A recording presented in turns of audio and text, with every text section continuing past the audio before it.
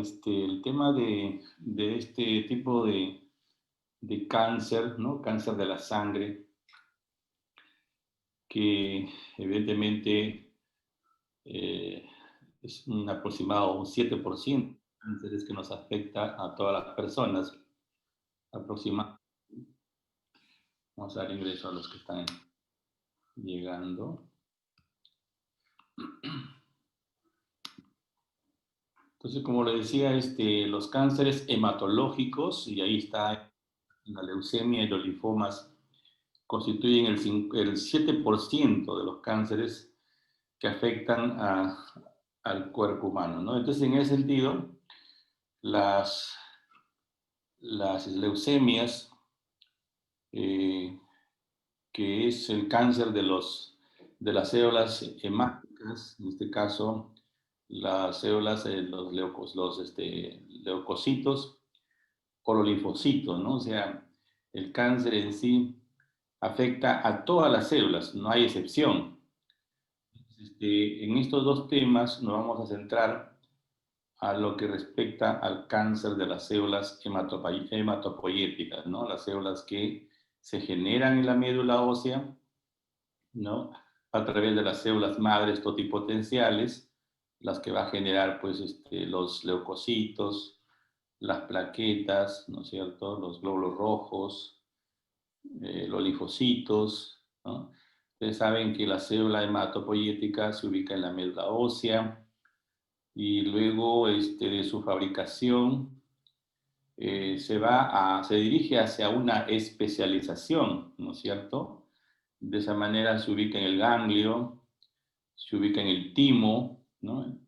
Ahí es como que ellas se capacitan, se especializan, para luego salir nuevamente a la sangre ya con su especialidad, con su capacitación para poder conformar, ¿no es cierto?, el tejido que prácticamente actúa en la defensa, ¿no es cierto?, ya sea la defensa celular o la defensa inmunológica. En todo ese trayecto, ¿no es cierto?, desde su creación por la célula hematopoyética en la médula hasta el ganglio o el timo, ¿no?, órganos linfáticos, o del timo o ganglio hacia las células, hacia la sangre, como toda célula, sufre algunas mutaciones, ¿no? Algunas mutaciones que vamos a ver en el camino, ¿no? Que a veces básicamente no solamente tienen que ver con virus, sino también con problemas citogenéticos, ¿no? Translocaciones y algunos, por supuesto, factores ambientales, ¿no? Que influyen en la génesis de este tipo de cáncer. Entonces, en estos dos temas, básicamente hay que ubicarse en nuestras células de la sangre, ¿no? Vamos a ingresar aquí a mi amiga Carolina.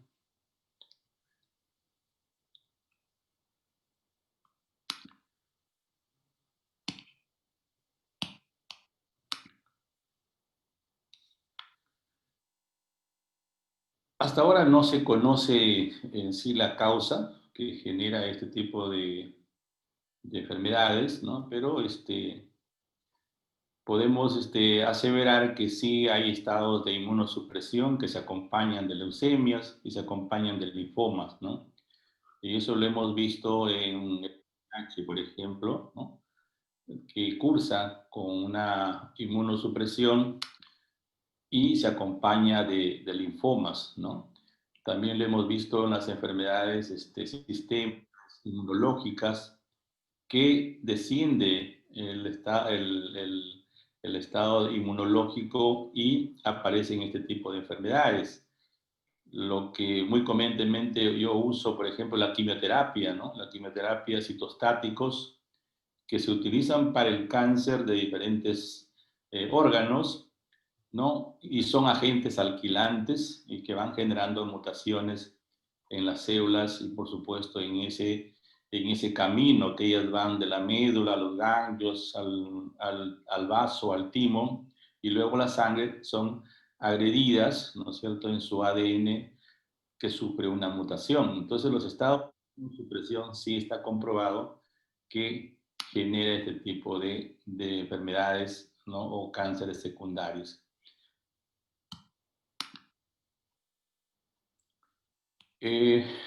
Otro de los elementos que está vinculado a este tipo de cánceres es la radiación, ¿no? La radiación que muchas veces se usa como tratamiento, ¿no? En el caso, por ejemplo, de pacientes que hacen radioterapia, cáncer de mama, cáncer de próstata, niños con cánceres óseos, ¿no? Cánceres hepáticos, que al final terminan en cuadros de leucemia, ¿no? Segundos cánceres de leucemia. Entonces la radiación está comprobado también que genera daños en el ADN.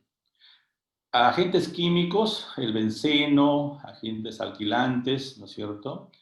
Y ya les dije algunos medicamentos que generan lesiones a nivel del ADN, porque son alquilantes, llámese la ciclofosfamida, por ejemplo, o la mostaza nitrogenada que se usaba antes para el tratamiento de linfomas. Generan mutaciones, ¿no? Los insecticidas, pesticidas, ¿no? Que también tienen, son derivados, ¿no es cierto?, del benceno. Algunos colorantes, algunas sustancias que se usan derivadas del benceno para el teñido, ¿no es cierto?, de ropa, de cabello, cosméticos, que este elemento base que es el benceno. Algunos virus que han sido vinculados a la leucemia, al linfoma, también vamos a hablar de ellos.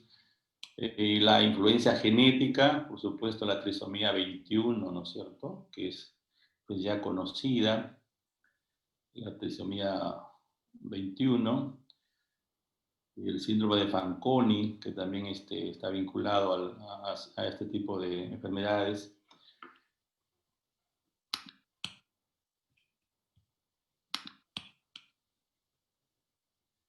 Y ahí para repasar, vamos a ver algunas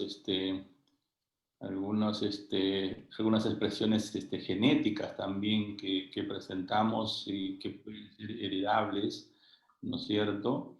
Como el MYC, por ejemplo, ¿no? El BCL2, el RAS, que se ve con mucha frecuencia en nosotros. Podemos ser portadores de estas alteraciones genéticas, ¿no? Oncogenes, pero que a veces no se evidencia la enfermedad, ¿no? Algunos agentes quiméricos también, ¿no?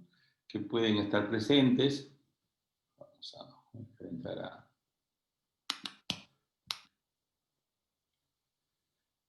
Ya hablamos de algunos factores predisponentes, ¿no es cierto? El benceno, radiaciones, algunos virus, y ahí tenemos los virus más comprometidos, ¿no? El HTLV1 y el 2, ¿no? Que también tienen que ver con linfomas. Es un retrovirus. También están vinculados a linfomas. Y el síndrome de Down y el síndrome de Fanconi, que también están vinculados a este tipo de enfermedades. Y la traslocación de los cromosomas que se ve en la trisomía, ¿no?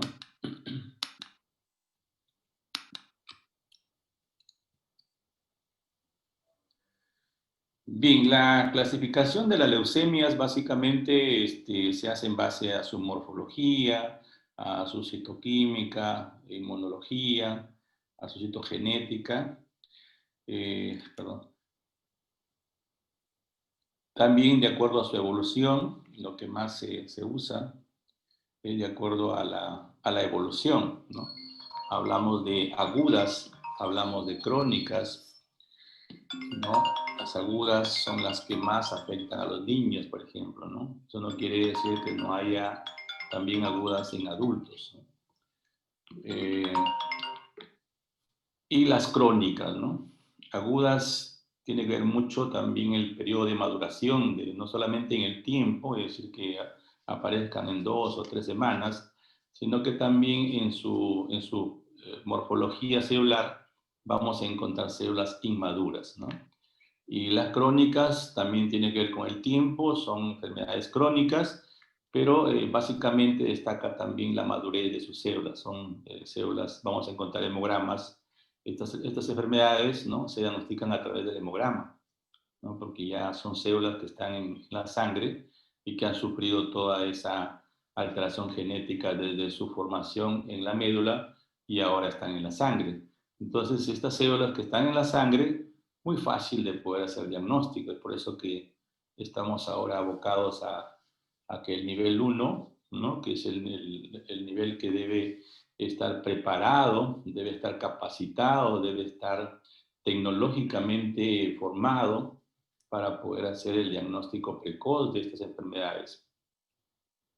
Hemos visto que las pacientes con leucemia aún siguen muriéndose muchísimo porque evidentemente no tenemos en la región, ¿no es cierto?, un hospital pediátrico o un hospital donde haya desarrollo de hematología y entonces no tenemos unidades para manejar. Entonces, estos pacientes hay que referirlos a instituciones, ¿no?, de la capital que manejan leucemia.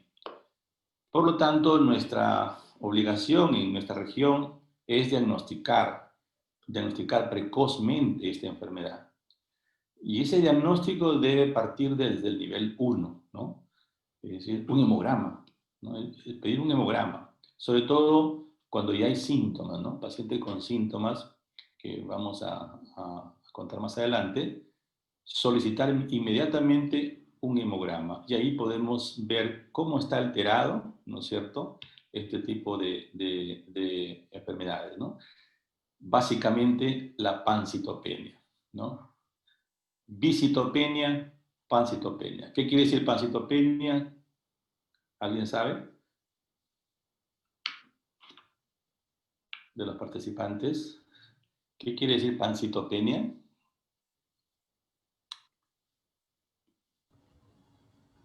Disminución de todas las series. Rojo, blanco. Roja, glóbulos rojos, glóbulos blancos y plaquetos, ¿no?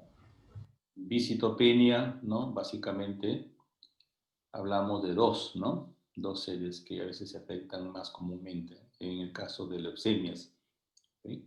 Entonces, jóvenes, hay que prepararse para leer bien los hemogramas, ¿no es cierto? Sobre todo nos interesa ver la fórmula leucocitaria, ¿no? Ahí está el diagnóstico, a veces fácil para poder pensar.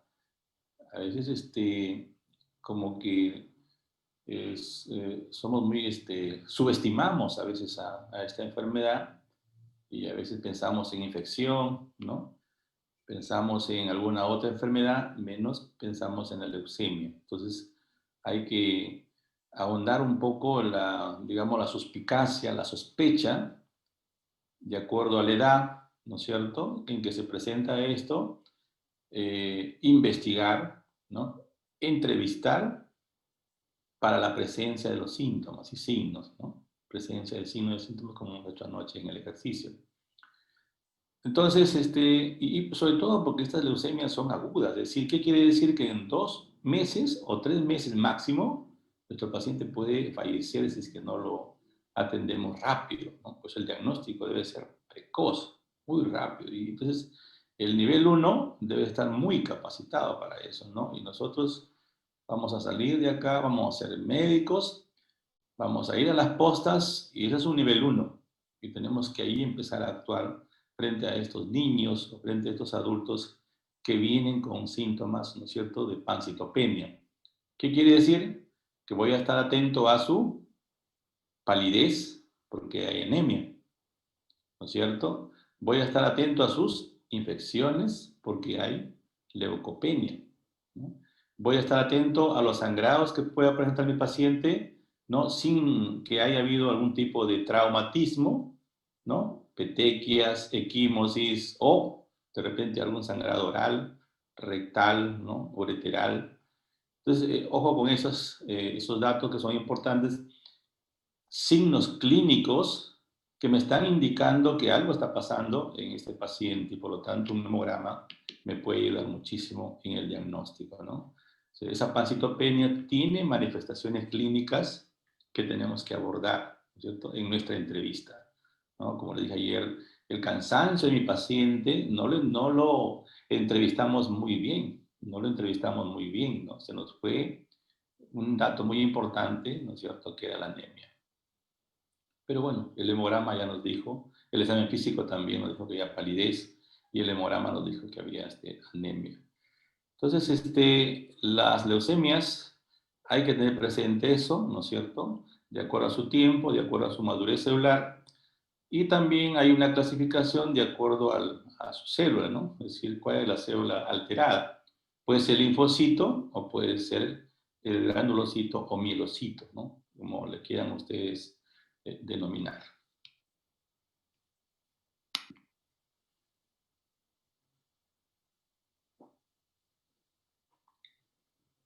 Ya les dije, ¿no es cierto?, que en las agudas predominan las células inmaduras y las crónicas predominan las células maduras.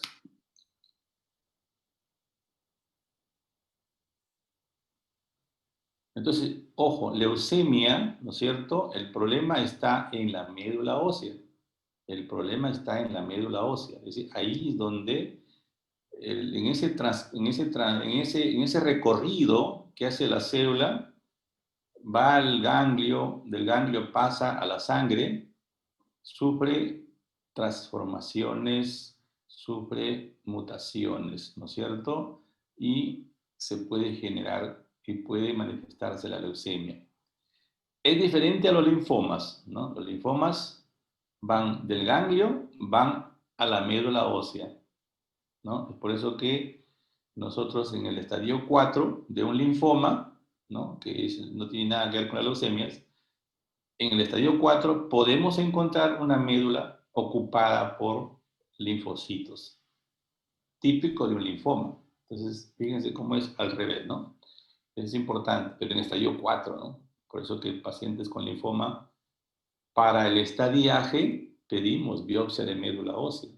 Porque si hay compromiso ya en la médula ósea de un linfoma, ya estamos hablando de un estadio 4 de un linfoma. Estadio avanzado. En cambio, la leucemia, no, la leucemia es directo. Las células están enfermas en su inicio.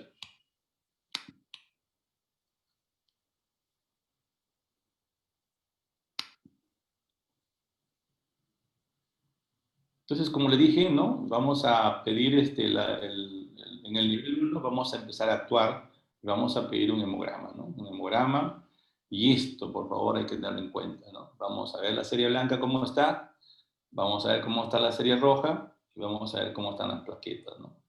Y los blastos, ¿no? Los blastos, que generalmente en las agudas hay blastos. ¿Qué quiere decir blastos? ¿Alguien sabe? Presencia de blastos en la médula ósea, ¿qué indica?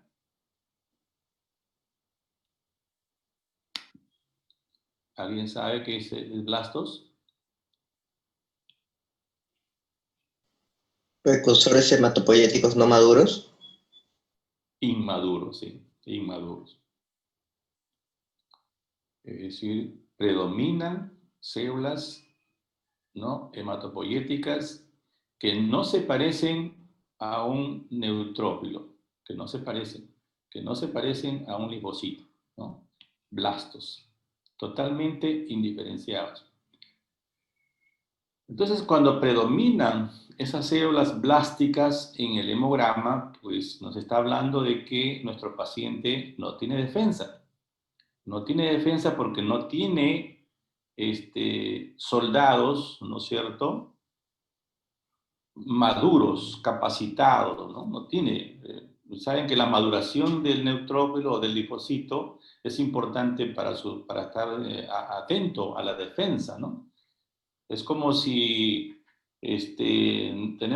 vamos a la guerra, ¿no? Vamos a la guerra y, bueno, no tenemos muchos oficiales, no tenemos muchos soldados capacitados, y entonces enviamos a la gente que ya tiene una edad, ¿no?, mayores de 20 años, 18 años, los enviamos, los convocamos para que agarren su fusil y nos apoyen en la guerra, ¿no? Como pasó, por ejemplo, en la guerra de las Malvinas, en Argentina, ¿no?, donde Argentina pretende recuperar las islas que están en su territorio y que son ocupadas por Inglaterra. Y entonces, pues, ¿qué pasa? Que ellos no tenían, pues, un ejército bien extenso como tiene Inglaterra, ¿no? Entonces comenzaron a enviar a todos los jóvenes de 18 años para adelante, los llevaron allá. Entonces, lamentablemente, pues, los ingleses estaban más capacitados y entonces, ¿qué hacían? Los muchachitos excavaban, hacían cuevas debajo de la tierra y se escondían, ¿no? Se escondían ahí asustados. Y perdieron nuevamente la posesión de la Malvinas. Entonces, pasa así igual en esto. Mientras más blastos tenga nuestro hemograma, no quiere decir que mi paciente no tiene defensa. Esas células no sirven para la defensa, están inmaduras. Esa es la explicación por qué nuestro paciente puede infectarse, un paciente con leucemia, ¿no? Es por eso que nuestro paciente con leucemia tiene fiebre. ¿Por qué tiene fiebre? Porque en realidad nosotros en este momento estamos con nuestras defensas pilas y estamos rodeados de virus, de bacterias, permanentemente. Pero ¿qué pasa? Que nuestros soldados están atentos, pues atentos al ataque, ¿no? Pero ¿qué pasa cuando bajan esas defensas? Estos virus nos atacan y entonces nuestro cuerpo comienza, un requisito importante que hace nuestro cuerpo para la defensa es la temperatura. Levanta la temperatura. Entonces ese dato que también lo pueden tener como motivo de consulta en el primer nivel, ¿no? Paciente que viene con fiebre, ¿no? Mayor de 38 grados. Pues no siempre estén pensando en infección, sino sospechen, más si viene con manchas rojas en la piel, más si viene con algunos bultos, ¿no? En el cuerpo, piensen en leucemia. Ojo con la fiebre, ¿no? La fiebre hay que investigar, hay que trabajar mucho en la fiebre, no es simplemente cuantificarla y darle su antipirético, no. Significa que algo está pasando en el cuerpo de la persona, ¿no? Que algo está pasando. Bueno, la clasificación FAB, ¿no? Que es la que más se usa en leucemias agudas, ¿no? Y nos habla de la L1, que es la típica, la L2, la típica que es muy frecuente en los niños, ¿no? L1, L2. L1 es más frecuente en niños, L2 es más frecuente en adultos, ¿no? Y la L3 tipo Burkitt, que es la de mal pronóstico, que también la encontramos en linfomas, ¿no? Esa es una clasificación FAB que se usa muchísimo en lo que es leucemia. Ahí tenemos, ¿no? la clasificación. Las dos últimas, las 6 y 7, que tiene que ver ya con los eritrocitos y también con las plaquetas, ¿no? Como le dije, no hay ninguna célula que se salve en este proceso de la cancerización, ¿no? No hay ninguna célula.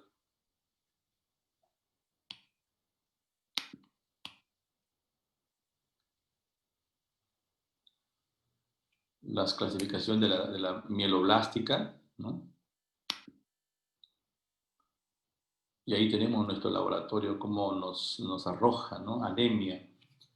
90% de estos pacientes son anémicos. Palidez, cansancio, ¿no? Palidez y cansancio, fatiga, que dicen nuestros pacientes, anemia, ¿no? Están por debajo de 8, de 7. Leucocitosis, ¿no? Leucocitosis, 25%, no mucho, ¿no? 50% a veces vienen normales los leucocitos, ¿eh? Normales, y podría decirse que un 25% vienen con leucopenia. O sea, en cuanto a leucocitos, no siempre lo tomamos como parámetro fidedigno, ¿no? Pueden venir con leucocitosis, ¿no? Mayor de 9.000, 10.000, ¿no? Vienen con 20.000, vienen con 30.000, o vienen con leucocitosis normales, ¿no? 7 a 9, ¿no? Normal, o vienen con leucopenia, ¿no? Menos de 4.000, vienen con leucopenia. Trombocitopenia, sí, 90%, ¿no es cierto? Todo viene con trombocitopenia. Y blastos circulantes.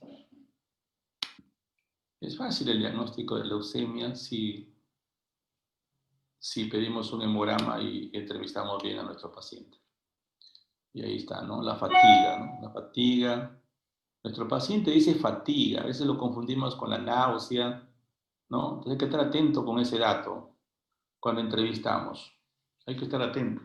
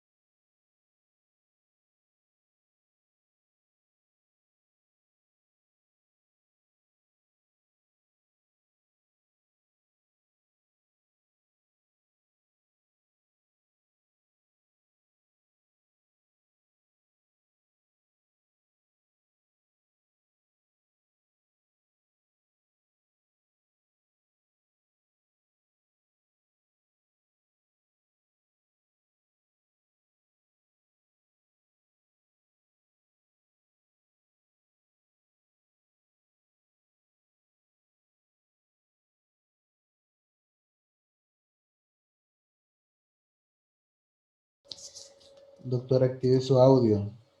No se escucha.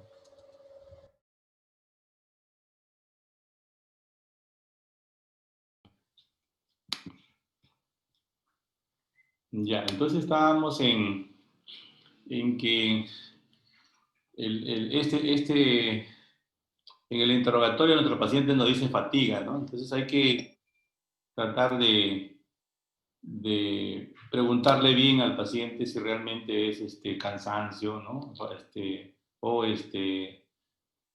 apatía o náuseas, ¿no? La fiebre, fíjense, que se ve más en las leucemias agudas, ¿no? Linfocíticas. Se ve más el cansancio y la fiebre, son más frecuentes en las agudas y hay que estar atento. El dolor, las hemorragias, ¿no? Por la plaquetopenia, como les dije, traten de sospechar en un niño, sobre todo porque la leucemia linfocítica se ve más en niños, ¿no? Antes de los 10 años. Y si el pico mayor está entre los 2 y 4 años de leucemias. Hay que estar atento a esas manchitas rojas en la piel que son, o a los hematomas, ¿no? Hay que estar atento que salen en sus piernitas, miembros inferiores, en el abdomen.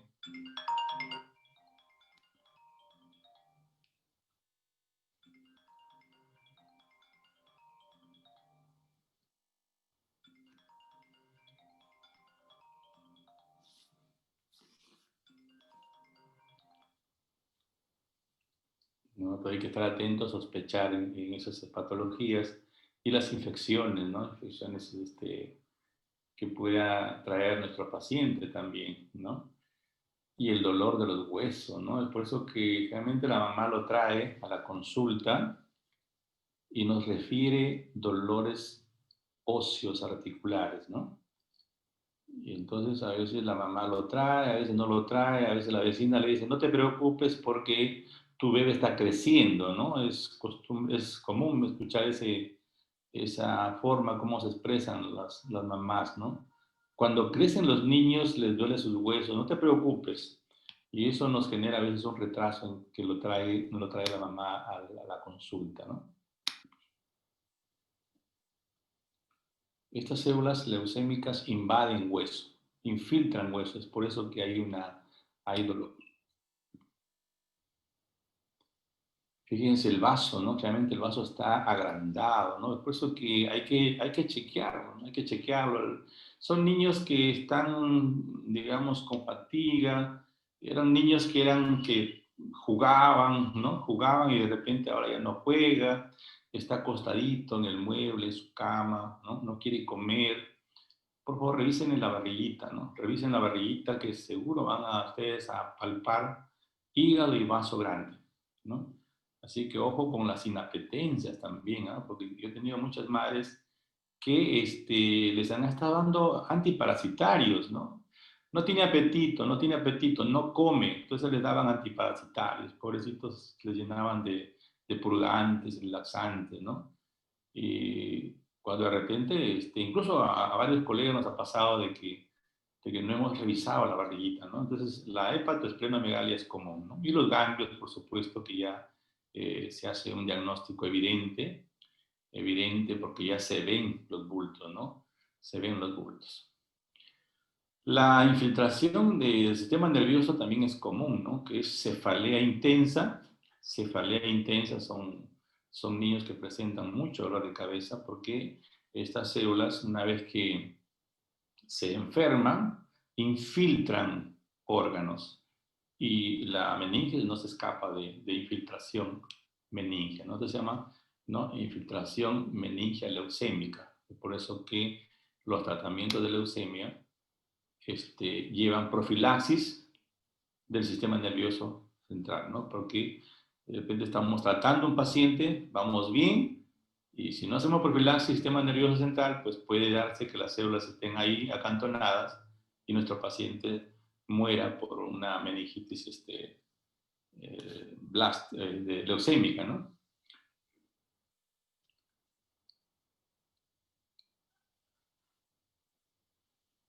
Esta es una clasificación inmunológica, ahora que se ha desarrollado muchísimo la parte inmunológica, ¿no? La pre-B, la B y la T, ¿no? Son formas de clasificación inmunológica, ¿no? La pre-B, la B y la T, basado en las células, ¿no? Que están enfermas.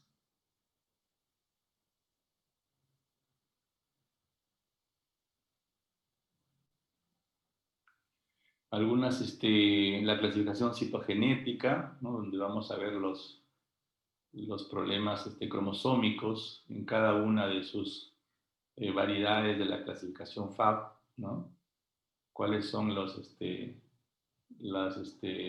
alteraciones citogenéticas que presenta cada una de ellas.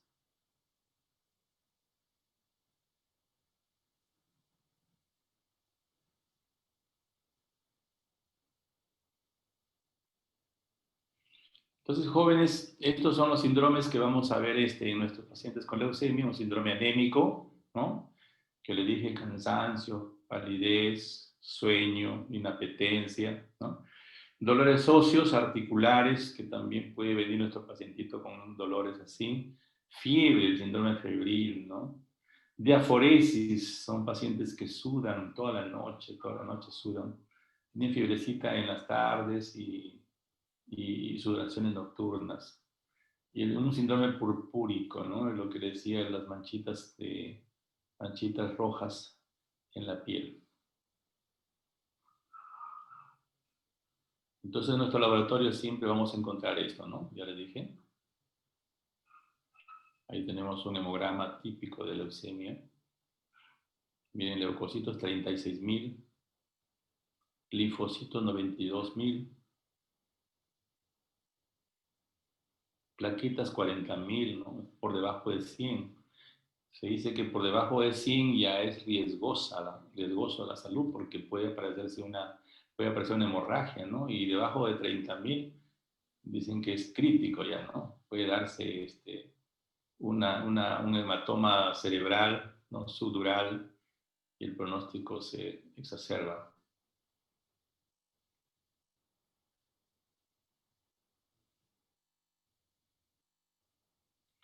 El tratamiento es la quimioterapia, ¿no? La quimioterapia, y lo que ya no responde a la quimioterapia o recaen en la quimioterapia, hacemos el trasplante de médula ósea, ¿no? No hay otro avance científico en esto. Es decir, tratamiento, quimioterapia, inmunoterapia, ¿no? Y pacientes que recaen a la respuesta, ¿no es cierto? Hay que estar pensando en el trasplante de médula ósea, ¿no?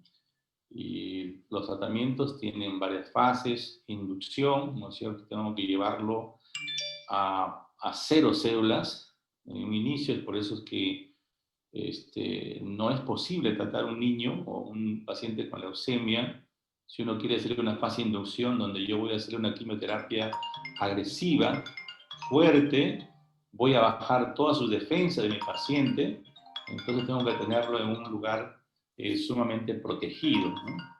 Donde haya una cámara de protección, ¿no? Entonces, en ese sentido, no tenemos eso en nuestro hospital.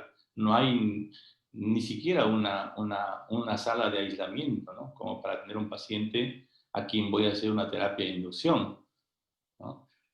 La de consolidación se puede manejar. Profilaxis, sistema nervioso, ¿no es cierto? Hacemos quimioterapia intratecal, ¿no es cierto? Usamos el raquis, conducto raquídeo, más o menos el procedimiento igual que se hace la anestesia raquídea, ¿no? Se inyecta el citostático en el espacio raquídeo y de esa manera llega a cubrir la meninge cerebral, ¿no? Entonces se hace quimioterapia intratecal. Y la intensificación y mantenimiento son para pacientes que ya han pasado por la fase de inducción y consolidación. Las recaídas o la pobre respuesta en quimioterapia está pensando en el trasplante de médula ósea, que es la parte curativa de la leucemia, ¿no?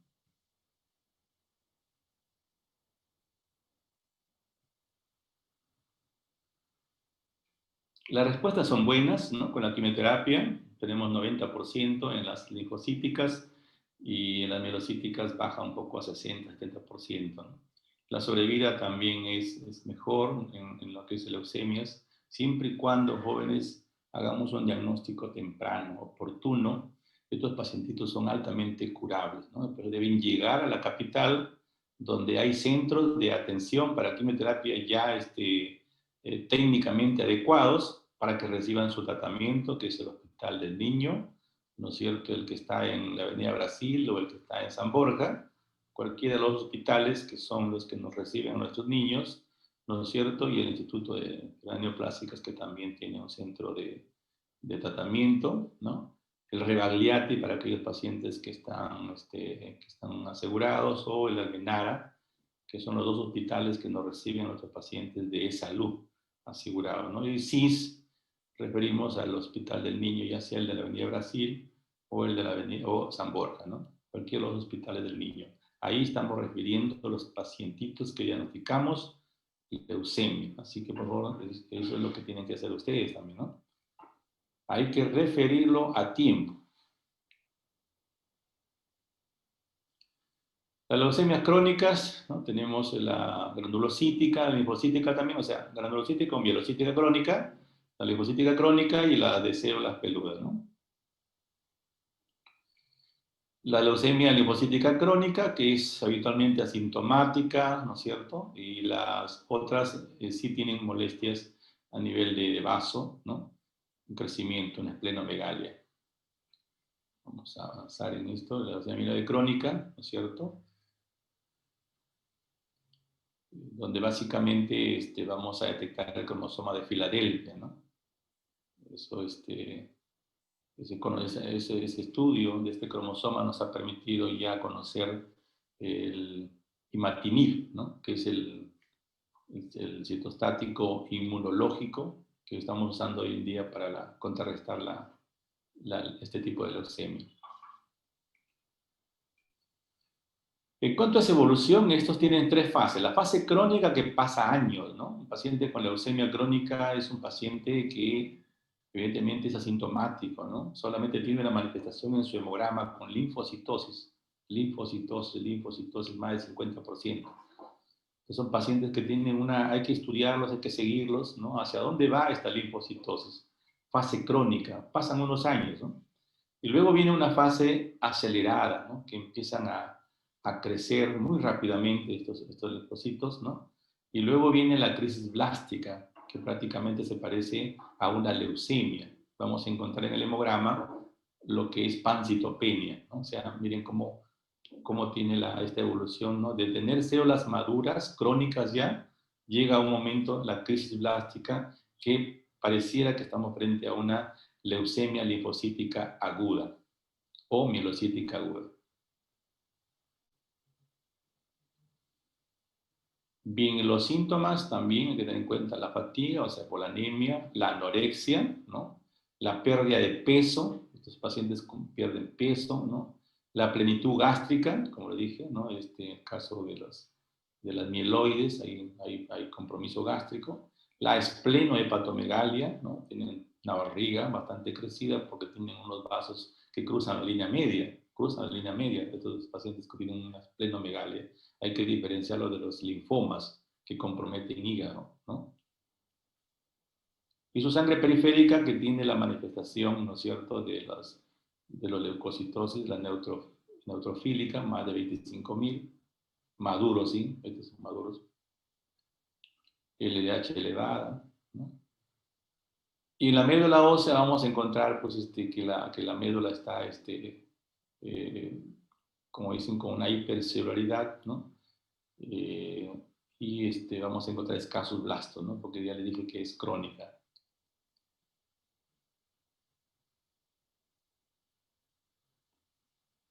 Leucocitosis 100%, ¿no? Un hemograma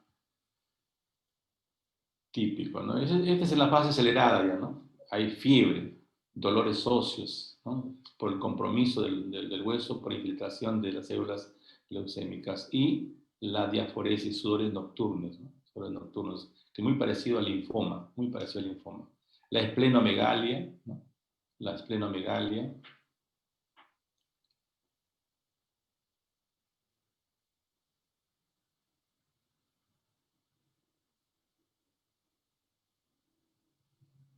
Y la forma de crisis blástica, que es la parte ya, la parte final, el estadio final de un linfoma, de una leucemia linfocítica, es la crisis blástica, ¿no? Crisis blásticas. Lo que vamos a encontrar es presencia de blastos, ¿no? ¿Cuánto? Más del 30% en sangre periférica o en médula ósea. Tratamiento, quimioterapia también, tratamos las complicaciones también, ¿no? Entran a tratamiento. En cuanto a la esplenomegalia, incluso se hace esplenectomía, ¿no? Porque saben que cuando hay hepatomegalia hay otras complicaciones, ¿no? Hay otras complicaciones, entonces a veces se llega hasta la esplenectomía.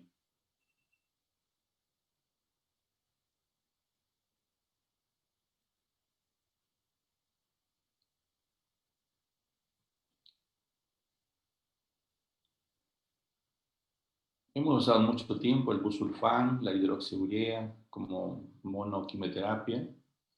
Muy buenos medicamentos en aquellos años que nace la quimioterapia, ¿no? Agentes son alquilantes los dos. El interferón también se ha usado muchas veces, ¿no? Y luego aparece el Glibec, el imatinib, que mejoró el pronóstico de las respuestas al tratamiento en leucemias crónicas. Y por supuesto el trasplante es lo ideal, ¿no? Trasplante de médula ósea. Son niños que hay que ponerlos a la cola para recibir su trasplante autólogo, ¿no? O heterólogo.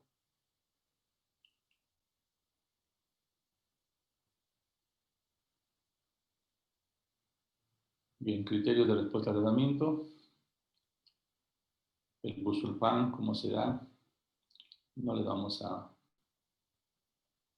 Estas cosas son más de especialidad ya. Pero lo importante es que sepan que hay medicamentos que se usan, interferón, busulfán, pero ya prácticamente hoy lo que usamos es el imatinib, ¿no? Que es el medicamento que más se usa, ¿no?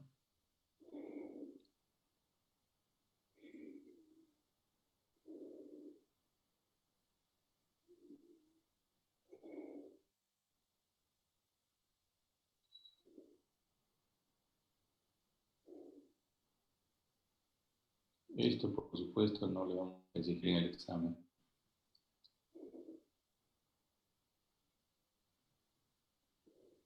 Los trasplantes que hay en leucemia.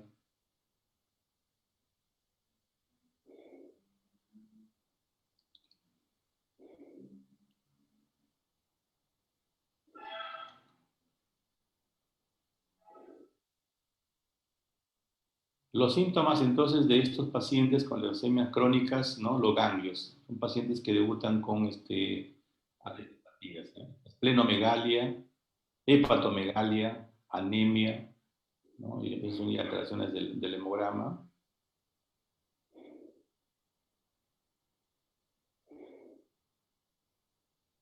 ¿Alguien se quedó dormido? No, doctor. Veo que están ya está en la etapa 4 o 5 del sueño ya. Lo escucho en el micrófono. No, ¿Sí se acuerdan de las etapas del sueño, no? 4 o 5 creo que era el sueño profundo. Claro, No. ¿se acuerdan? Sueño REM y no REM. ¿No? Sí, no. REM Los movimientos oculares rápidos, ¿no? y no REM. ¿No? 1, 2, 3 y 4 es no REM. Y 5 es REM, ¿no? Así que cuando ya vean que su familiar está moviendo los ojitos, abre los párpados y mueve los ojitos, es porque está en REM, está soñando, ¿no? Ya respira, ya su latido cardíaco vuelve a lo normal, pareciera que estuviera despierto, pero está más profundamente dormido. No lo vayan a levantar, porque se va a levantar desorientado, totalmente desorientado, ¿no? Su conciencia está en cero. A veces pasa, cuando son padres se olvidan del sueño REM y entonces lo levantan de un manazo a los hijos y salen corriendo y no saben para dónde van porque prácticamente su conciencia está en cero.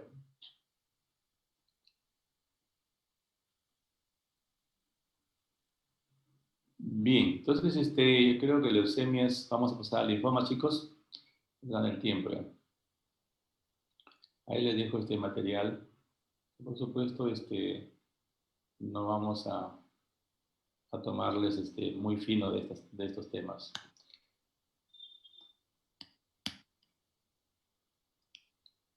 Vamos a pasar al otro.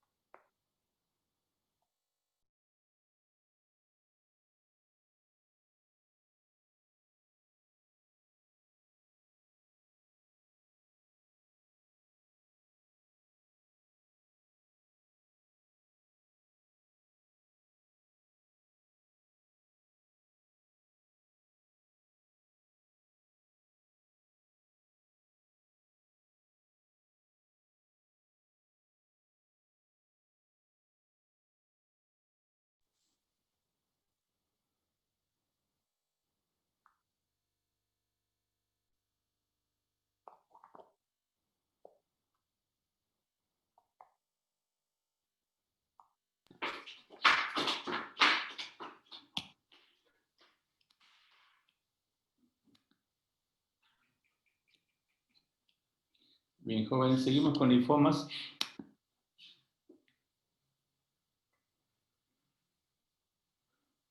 Cada vez que hablamos de linfomas, pues es un grupo bastante heterogéneo de cáncer de los ganglios, ¿no?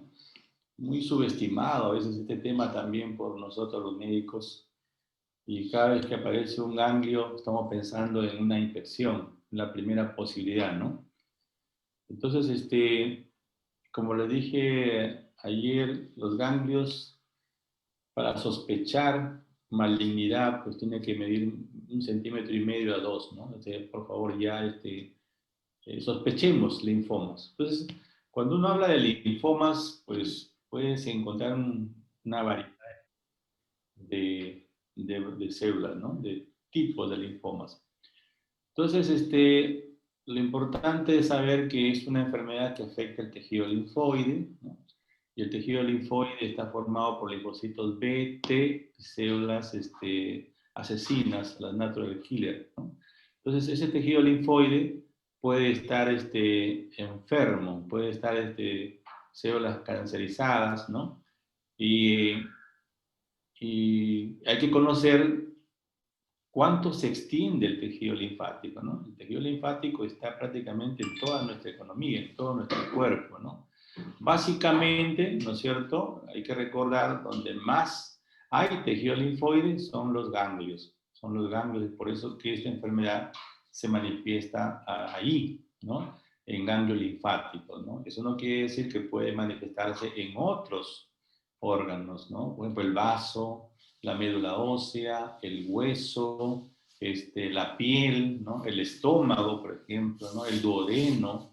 Es decir, que podemos encontrar, he encontrado hasta en mamas, ¿no? A veces hemos estudiado el bulto en la mama y hemos hecho la biopsia y hemos encontrado linfoma en mama. Es decir, que el tejido linfático se extiende en todo nuestro cuerpo.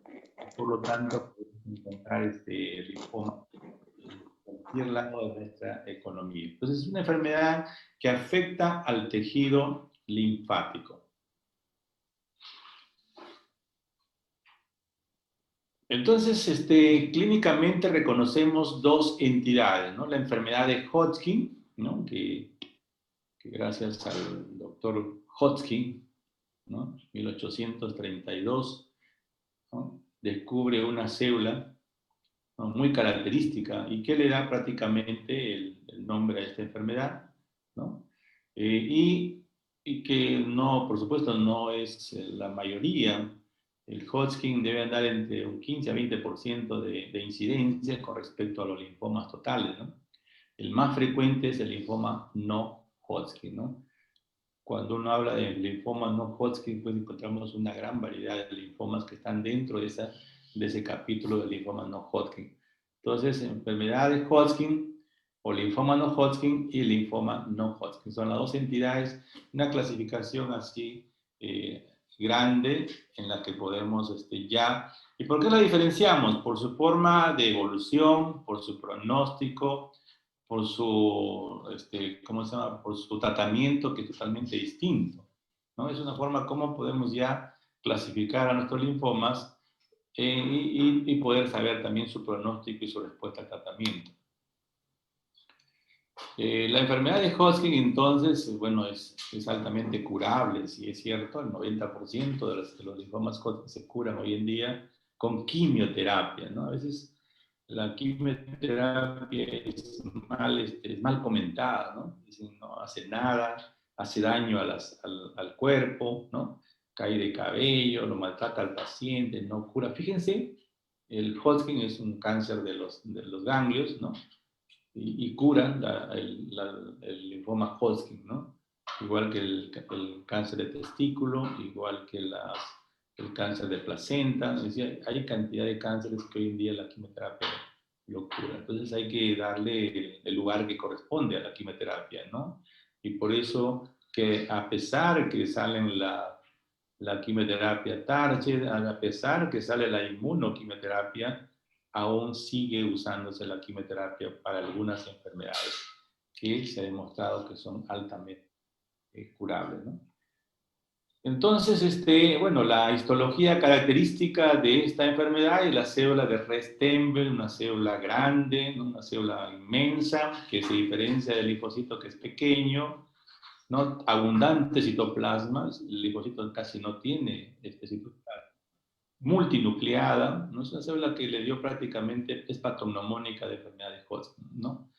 Se ha encontrado un virus vinculado en el 40-80%, que es el Epstein-Barr, por supuesto, que tiene otras enfermedades vinculadas al Epstein-Barr. En este caso se le ha encontrado una relación entre 40-80%.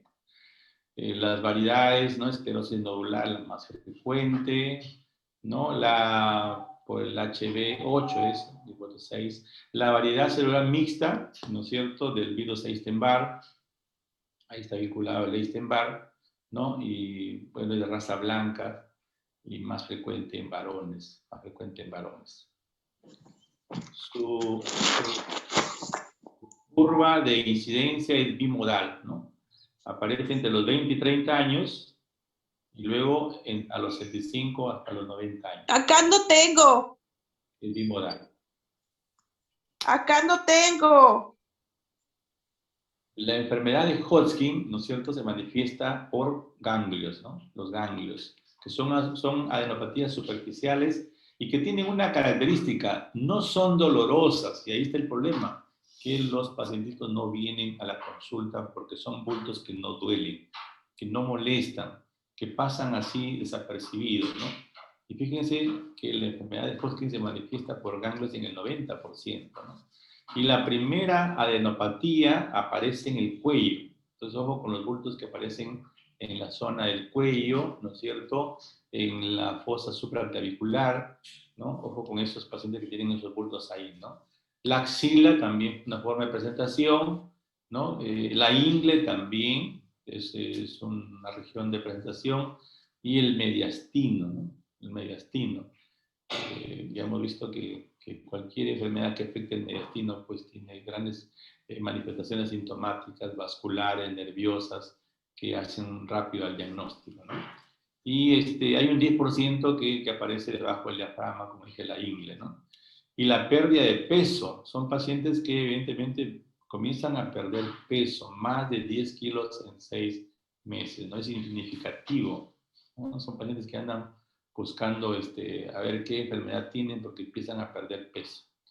Fiebre, ¿no? Fiebre, sudoración nocturna profusa. Estos pacientes hacen 38 grados y sudan toda la noche, amanece mojadita su ropa de cama, ¿no? Su sábana, porque es característico y ahí es como que confundimos esta enfermedad con la TBC, porque la tuberculosis también cursa con adenopatías, cursa con fiebre, cursa con diaforesis, ¿no? Profusa y pérdida de peso.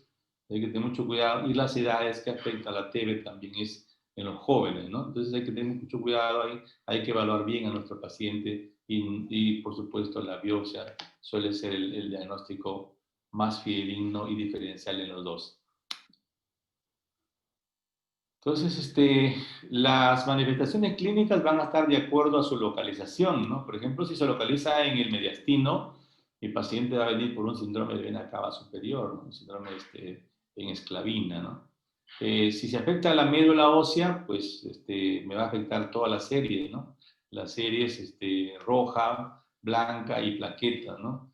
Eso es importante, de acuerdo a su localización, vamos a tener experimente que la locación medular es la parte final ya en el linfoma, ¿no? Como dije, en estadio 4 recién afecta la médula. Localizaciones, ¿no?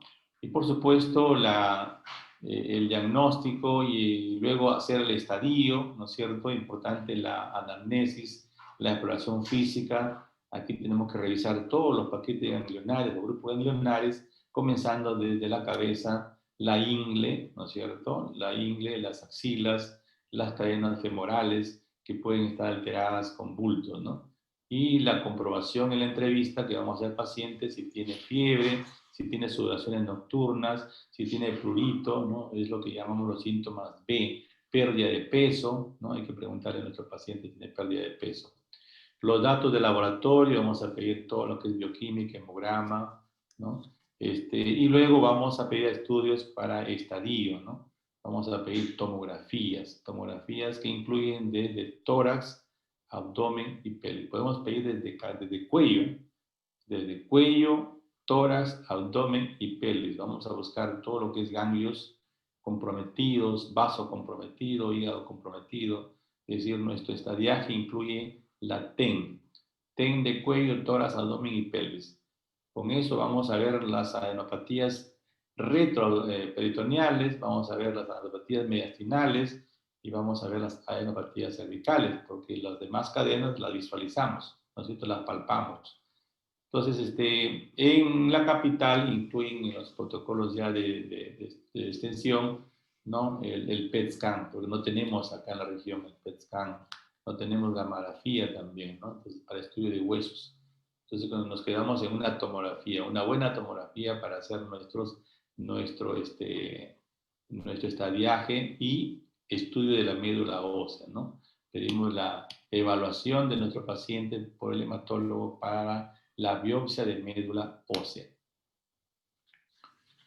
Entonces, eso es lo que vemos en el hemograma, ¿no? Leucocitosis con neutrofilia, leucopenia absoluta podemos encontrar una anemia normocítica, normocrómica, ¿no? Eso es lo que podemos encontrar en nuestro hemograma. En la placa de tórax podemos encontrar el ensanchamiento del mediastino, ¿no? En la tomografía de abdomen y pelvis podemos encontrar, como dije, los crecimientos ganglionares que van desde la parte mediastínica a la parte retroperitoneal, como también la afectación del hígado y del vaso, ¿no? Y luego pedimos, no hay que olvidar pedir la LDH, la láctico-desogenasa, que es un indicador de carga tumoral, ¿no? Y también tiene importancia en el pronóstico, ahora vamos a ver más adelante, y pedir también la beta-microglobulina. Ahí tenemos una imagen donde se puede apreciar un mediastino ancho. Fíjense cómo los pulmones se han colapsado en ambos lados, no más en el hemitórax derecho, no más. Ahí tenemos otro bulto en el mediastino superior, ¿no es cierto? El estadiaje se hace en base a la clasificación de Anambor. Hablamos de 1 y 2 cuando hay compromiso por encima del diafragma, y de 3 y 4 de 3 cuando ya hay un compromiso por debajo del diafragma, y 4 cuando hay afectación de órganos extralinfáticos, ¿no? Es decir, metástasis a hígado y a médula ósea. Ese es el 4, ¿no? Pues a veces hay que apresurarse al diagnóstico porque si no podemos encontrar un paciente en estadio 4. Cuando ya hacemos médula ósea y encontramos invasión de linfocitos, en este caso del linfoma, ya estamos frente a un estadio 4. A su vez, ¿no? Son A o B de acuerdo si presentan síntomas. ¿Qué síntomas? Pérdida de peso significativa, más de 10 kilos en 6 meses. Fiebre mayor de 38 grados. Sudoración profusa nocturna, ¿no? Es importante en los síntomas B a considerar. Una tabla para ver más o menos sobre los tipos, las variedades citológicas en el linfoma Hodgkin, para correlacionar su incidencia, las células Restenberg, ¿no? La forma predominante, cómo se presentan en la consulta, ¿no? Es decir, el estadio en que llegan a la consulta, las características histológicas, algunas manifestaciones clínicas de acuerdo a su localización y su pronóstico. El tratamiento básicamente es quimioterapia. Quimioterapia, el ABVD. ¿Qué quiere decir eso? A, doxorubicina. B, bleomicina. B chica, vinblastina. D, dacarbazina, ¿no? Ese es el esquema de quimioterapia que usamos. 4 medicamentos, ¿no? Y para la enfermedad residual, ¿no? Lo que queda, usamos la radioterapia. Ya cuando quedan algunos vestigios el PET scan nos dice que el ganglio que está ahí todavía está activo, ¿no? Entonces hacemos la radioterapia, ¿no? Al final. Ese es su tratamiento de esta enfermedad.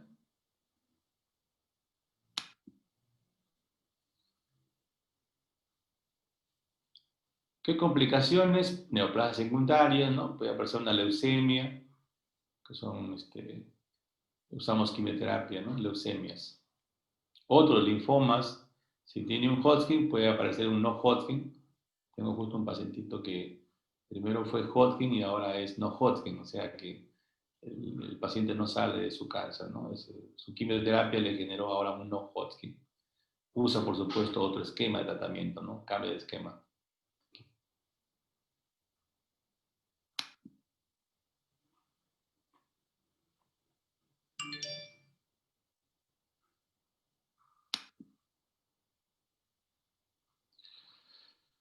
Cuando el linfoma no Hodgkin, para terminar entonces, el linfoma no Hodgkin, ¿no? También, ahí vemos cómo el virus de Epstein-Barr también está relacionado con este cáncer de no Hodgkin, sobre todo en el Burkitt, ¿no?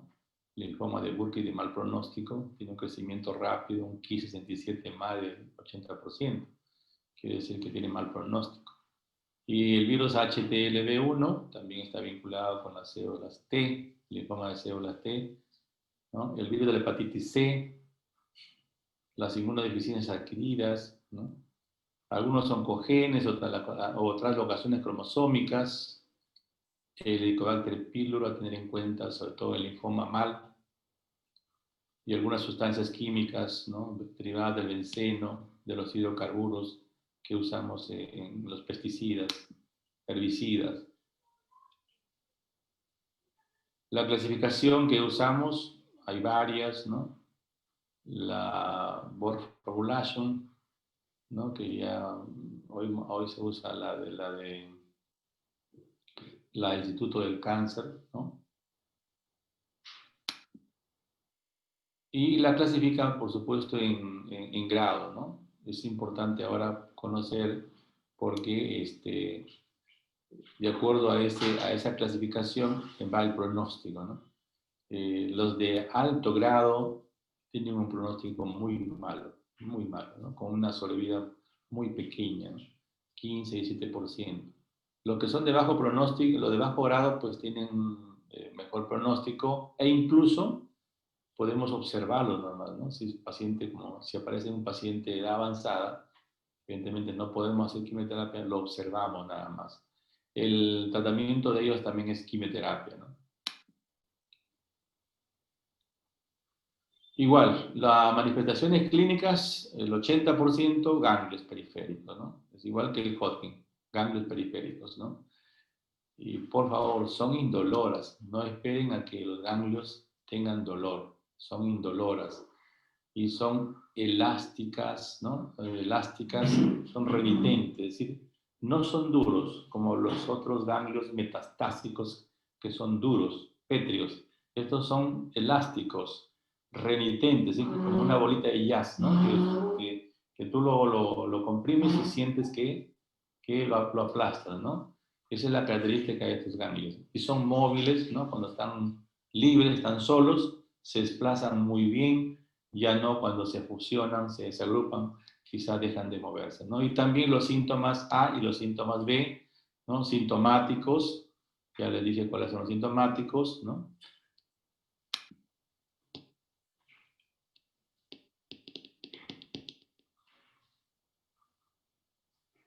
Esa pérdida de peso inexplicable, ¿no? O sea, son pacientes que van de médico en médico porque han comenzado a bajar de peso.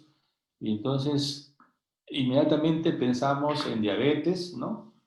Diabetes, pero el diabético come más, en cambio el paciente con linfoma no come, está inapetente, ahí es fácil el diagnóstico diferencial, ¿no? Y otros cánceres, por supuesto el cáncer de colon, ¿no?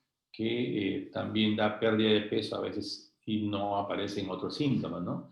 El cáncer gástrico sí se manifiesta por su epigastralgia, su dolor característico, ¿no? Pero el cáncer de colon no esperen encontrar más síntomas, pérdida de peso y hematuria microscópica en sus heces, ¿no? Entonces, cuando hay pérdida de peso, sospechemos inmediatamente en esta enfermedad. Fiebre inexplicada, mayor de 38 grados, ¿no? Que lo estudiamos, le pedimos hemograma, le pedimos sedimento urinario, examinamos los focos de infección, amígdalas, oídos, no tiene nada. Entonces hay que estudiar a ese paciente. Y sudoraciones nocturnas, ¿no? Que hay que diferenciar con la tuberculosis, que también tiene sudoraciones nocturnas. ¿Dónde aparecen los bultos? Miren, ¿no? En el anillo de Valdeyer, 15 a 30%, ¿no? En la localización poplitea, detrás de la rodilla, poplitea, detrás de la rodilla, retroperitoneales, ¿no?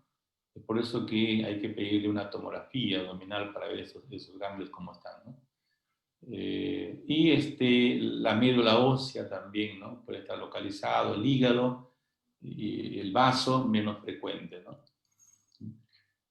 Igual, nuestra anamnesis es importante para buscar los síntomas B, ¿no? Y la exploración física, examinar todos los paquetes ganglionarios superficiales y profundos que lo examinamos con una tomografía, ¿no?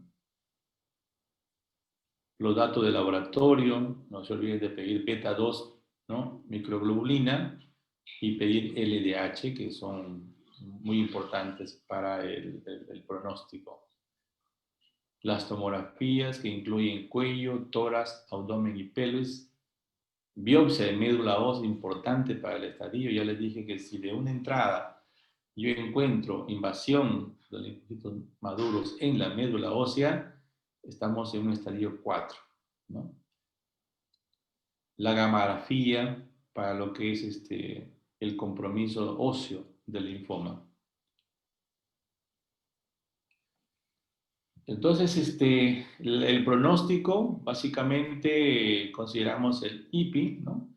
Que tiene que ver con la edad, mayor de 60 años, que tiene que ver con la LDH aumentada, ¿no? Mayor de lo normal, un ECOG que mide el performance status del paciente, ¿no? Mayor de 2 o 4, ¿no? Y la clasificación de Ann Arbor, ¿no? 3 y 4. Y por supuesto, aquí me falta el 1567, ¿no? Que es mayor de 80%. Todo eso me hace un IPI desfavorable o favorable.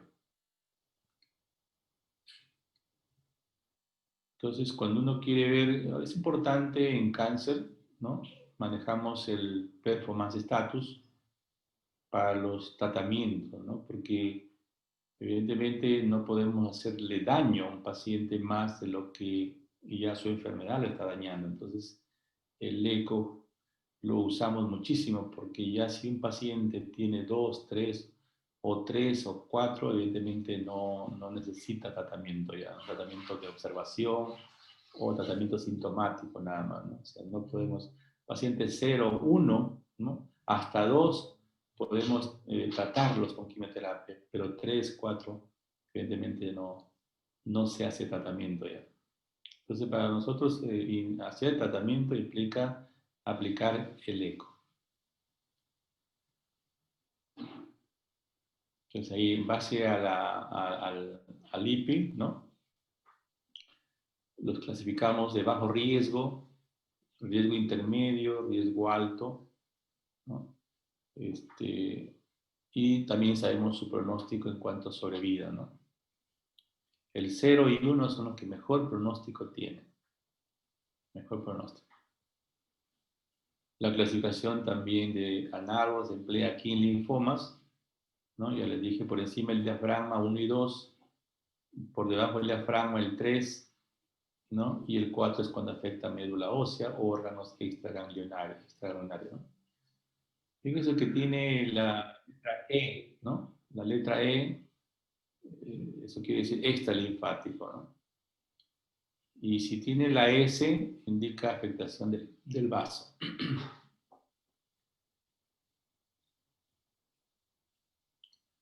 Tratamiento, la quimioterapia, ¿no? Es importante la quimioterapia. Aquí usamos el R-CHOP, ¿no? El R-CHOP. Ya antes usábamos el CHOP. Como le dije, los linfomas de bajo grado, pues podemos usar una radioterapia nada más, ¿no? O si no, una observación, porque evidentemente de acuerdo al IPI pueden tener buen pronóstico si es un 0 o 1, ¿no? Entonces, en el tratamiento empleamos la quimioterapia, ¿ya, jóvenes? La quimioterapia, usamos el R-CHOP, ¿no? Responde muy bien. El R es rituximab, que es un inmunológico, y el CHOP, que es ciclofosfamida, doxorubicina, vincristina y prednisona, ¿no? Prednisona. Andan muy bien los pacientes con R-CHOP, pacientes que recaen al R-CHOP, le agregamos el etopósido, ¿no? Y le agregamos dacarbazina, hacemos un esquema más complejo y lo rescatamos a veces, ¿no? Los linfomas, agregando etopósido y dacarbazina al tratamiento. Eso es lo que pretendía con este tema, que ustedes sepan básicamente de los linfomas no Hodgkin y Hodgkin que debemos saber como futuros médicos del Perú, ¿no? Y sobre todo porque nuestra primera función vamos a ir al nivel 1 y tenemos que estar atentos de estas enfermedades. ¿Algunas diferencias? Muy bien, jóvenes, ha sido todo por hoy. ¿Alguna pregunta, alguna inquietud? Doctor, entre el Hodgkin y no Hodgkin, ¿cuál es el más agresivo? A ver, el Hodgkin es menos agresivo, por supuesto, ¿no? Es una enfermedad que hay mucha esperanza de poder curarlo, ¿no? En cuanto al no Hodgkin, pues el asunto es que resulta que el más frecuente es el de células grandes, ¿no? El tipo B. Y ese tiene mal pronóstico. Sería mucha suerte que encuentres un tipo de linfoma, una variedad de mejor pronóstico en lo que es no Hodgkin. Lamentablemente son los más frecuentes, ¿no? Y entonces, bueno, la buena noticia es que sí hay un tratamiento, que responden al tratamiento y que pues ahora se puede terminar incluso de trasplante de médula ósea, que antes no existía. Se hace trasplante y con eso podemos brindar curabilidad en los pacientes con linfoma, ¿no?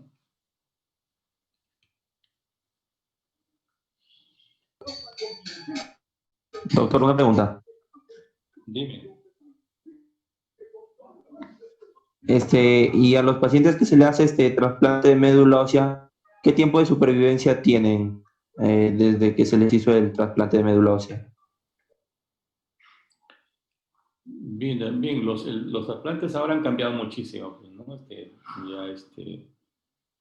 Tenemos los trasplantes de células madres, por ejemplo, ¿no? Que se está haciendo más ambulatorio incluso, ¿no? Y que el donante puede ser los padres o los hermanos. Claro que generalmente a veces no responde el trasplante, ¿no? Eso puede darse. Puede ser un segundo trasplante, ¿no?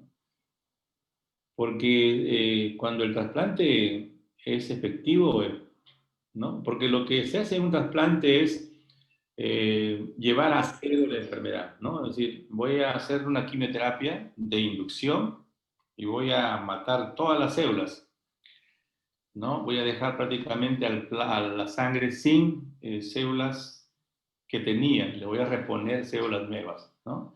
Y para eso le pongo células madres.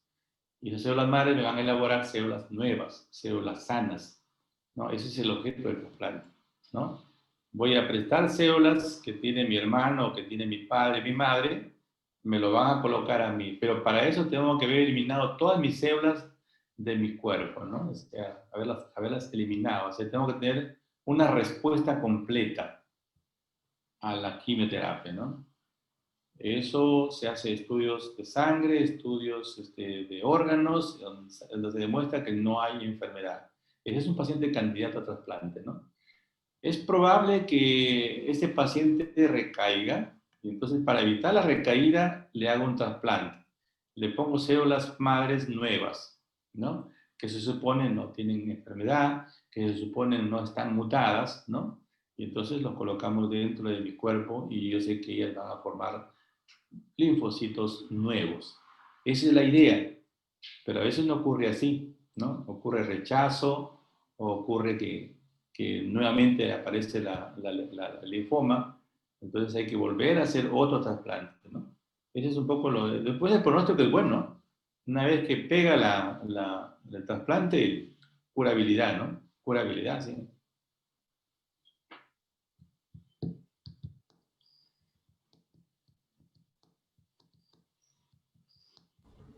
Doctor, una pregunta. Sí. Entre el Hodgkin y no Hodgkin, para hacer el factor de pronóstico, había leído que en el no Hodgkin se utiliza la histología y en el Hodgkin el estadio. El estadio es como nos enseñó el TN, el TM, ese estadio. A ver, en cuanto a lo que es linfomas o linfomas, sí, ¿no? En este caso Hodgkin, no Hodgkin, usamos la tomografía. ¿Qué buscamos? Buscamos los ganglios, ¿no? Para el T. El T, ¿no? Igual el TNM. Con el T, con el N buscamos los ganglios, ¿no es cierto? Y con el T vamos a decir, por ejemplo, un linfoma gástrico. El patólogo nos va a dar el T, ¿no? Un linfoma intestinal, el patólogo nos da el T, ¿no? Entonces, sí es importante también el T. El N, ¿no es cierto?, que nos da la tomografía o la palpación de los bultos que podamos evidenciar, ¿no es cierto? Y el M nos da el compromiso, por supuesto, del vaso, del pulmón, del hígado, ¿no? También usamos el TNM, sí. Gracias.